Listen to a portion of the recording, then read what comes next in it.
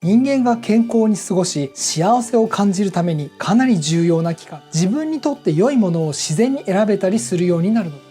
皆さんこんにちは。手のひらは小さな宇宙、コスモファームリーダーの橋場実です。皆さんは第三の目やサードアイについてご存知ですか？消化体とも呼ばれ、人間の体内にある全貌が未だに解明されていない不思議な器官です。このサードアイが開かれると直感や創造性が研ぎ澄まされ、理想の人生を歩めると言われています。本当にと思うかもしれませんが、実は歴史上においてもサードアイは悟りや知恵の象徴として大切に扱われてきました。今回は消化体を活性化させる方法やサードアイ覚醒の前兆など、スピリチュアル的にかなり重要なことをまとめているので要チェックですよ。この YouTube チャンネルでは占いや開運のコツなど豊かで満たされた人生を歩むために大切なことをたくさんお届けします。幸せになりたい、人生を変えたいという方はぜひチャンネル登録をしてください。消化体の活性化のためにやると良いことは次の通りです。朝日を浴びる、瞑想やヨガをする、フッ素を避ける。覚醒の前兆としては次のようなことが起こる可能性があります。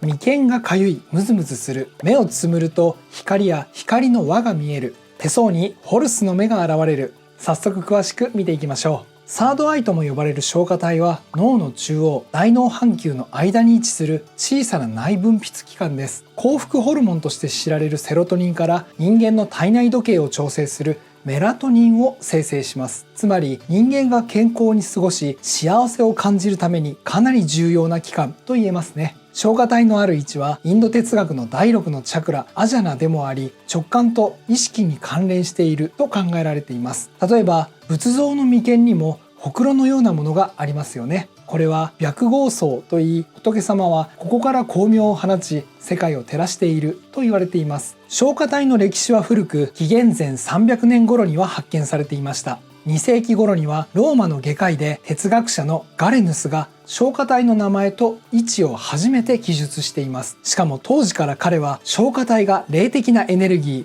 プネウマの流れを調整するバルブとして機能する可能性があると述べているんです。また消化体は松ぼっくりのような形をしているのですが、松ぼっくりは様々な宗教や時代の中で重要なシンボルとして使われています。ギリシャの神々やエジプト神オシリスが持つ杖の先端に松ぼっくりがついている絵画や彫刻が多数確認されているんです。ローマ法王も松ぼっくりの彫刻が施された聖状を持っていますよね。さらにその螺旋状の形状は完璧なフィボナッチ数列であり、人知を超えた何かを感じさせます。文化も時代も異なる中で共通して松ぼっくり、そして消化体が悟りの象徴として扱われているのはすごいことですよね。では消化体が活性化、いわゆるサードアイが開いた状態になると何が起こるのでしょうか。先ほど述べたように消化体の主な機能は幸福ホルモンであるセロトニンをメラトニンという睡眠ホルモンに昇華することです。そのため睡眠の質が高まり、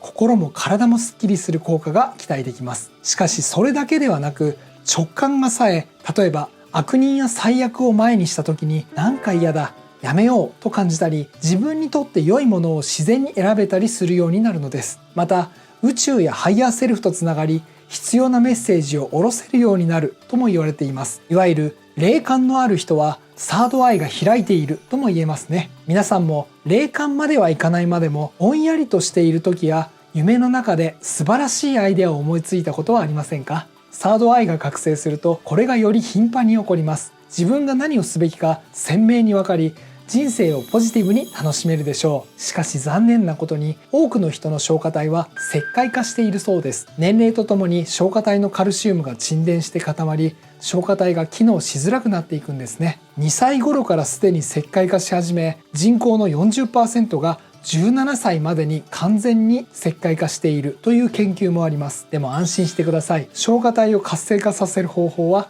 実はいくつかあるんです。消化体の活性化にはあなたが毎日気持ちよく過ごすことが大切です。まず日中に十分な太陽光を浴び、夜はブルーライトを避けるようにしましょう。体内時計が整えられ、メラトニンが分泌されやすくなり、ぐっすり眠れます。精神的にも落ち着き、集中力も高まるでしょう。そして瞑想やヨガを通じて宇宙とのつながりを感じてみるのもおすすめですよ。その際はチャクラを意識して頭頂部から光を取り入れるようなイメージでやってみましょう。眉間に意識を集中させ、消化体の存在を感じてみるのも効果的です。また一説ではフッ素が消化体の石灰化に影響しているとも言われています。フッ素を避けオーガニックな食材を摂ると消化体がデトックスされ、活性化のきっかけになるかもしれません。サードアイが開く前兆としては、消化体の位置する眉間が痒かったりムズムズしたりすることがあります。頭痛とはちょっと違うのですが、眉間に何かがギュッと集まっているような感覚もあるかもしれません。また目をつむった時に光や光の輪が見えるのも消化体が活動しているサインです。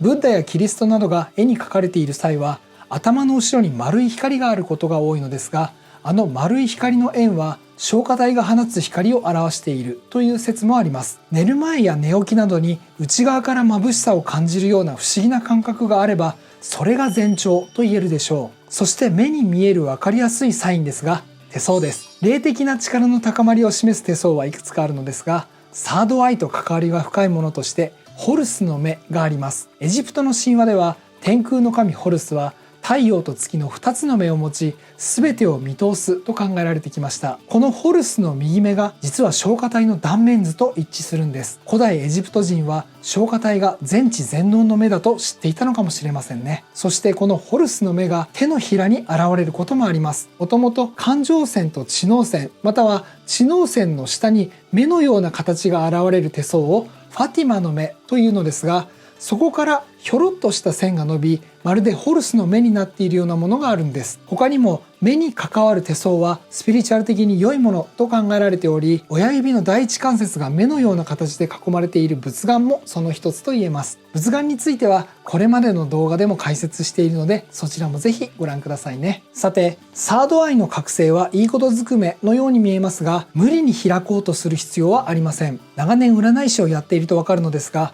覚醒のタイミングは人それぞれです。どうして何も変わらないのという焦りや不安はかえって魂のレベルアップを遠ざけます。サードアイが開いたことで見たくなかったものを見てしまうこともあり、精神的な準備も必要なんです。まずは瞑想やヨガを楽しみ、今ここに集中して気持ちよく過ごすよう心がけましょう。この動画に引き寄せられたということは、あなたの周波数が高まっており、幸せに徐々に近づいているサインです。この YouTube チャンネルでは占いや開運に関する情報をたくさんお届けするので、ぜひチャンネル登録をしてくださいね。また、開運に最も大切と言えるポジティブ思考をサポートする宇宙ジュースも絶賛販売しております。なかなか意識を変えられずに悩んでいる方や気持ちが落ち込みやすい方にとって宇宙ジュースは心強い味方ですよ。人生で一番若い今から始めて充実した毎日をゲットしましょう。気になる方はぜひ羽島実の公式 LINE から宇宙ジュースと入力してください。引き続き手相鑑定と鑑定士になれる講座も実施中です。ご希望の方は公式 LINE または X からメッセージをお願いします。リンクは動画の概要欄をご確認ください。最後に復習しましょう。今回はサードアイとは何か、開くためにはどうすればいいのかを解説しました。規則正しい生活や瞑想など自分にとって気持ちいいと思えることを続けるのが効果的です。ただし無理に開く必要はないので焦らないでくださいね。ということで今回も最後まで見ていただきありがとうございました。もしこの動画が少しでもためになったと思ってくれた方はコメント欄に感想やいいねをしてもらえればと思います。それでは次の動画でお会いしましょう。羽柴実でした。